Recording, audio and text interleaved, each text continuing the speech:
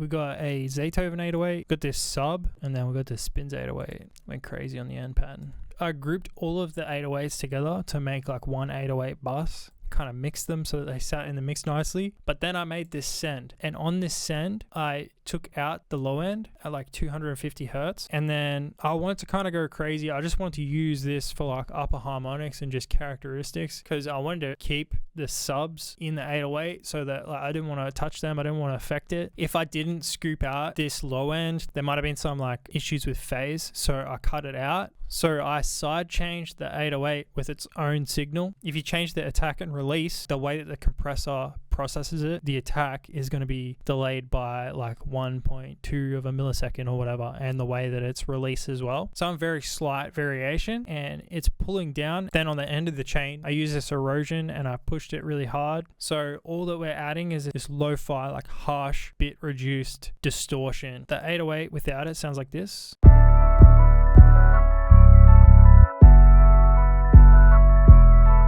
And that's fine, that like hits really hard. Just for the purpose of the video, I wanted to demonstrate like an alternative processing technique, or maybe if you wanted to have like more unique sounding 808s that sounded, you know, not like your typical Spins 808 or Zaytoven 808, you wanted them to be standing out differently. So then we added this send.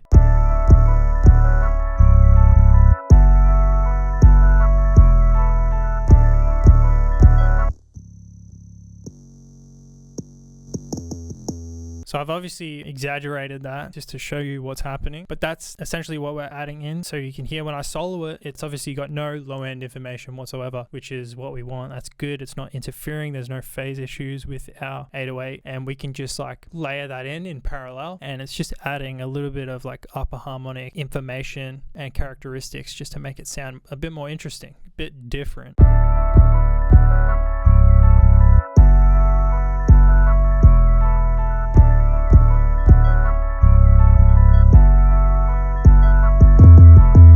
I just like to mix that in just like very subtly, just so it gives it a little bit of bite. You can hear that it clearly has like a little bit of punch to it. Then on the end, I just went with something different. On the master bus, I used the drum bus essentially as a soft clipper. So we had it set to the soft clip setting, and I just mixed it in 50%. So that's essentially the beat. And then I just made some like hi-hats, just a simple clap pattern.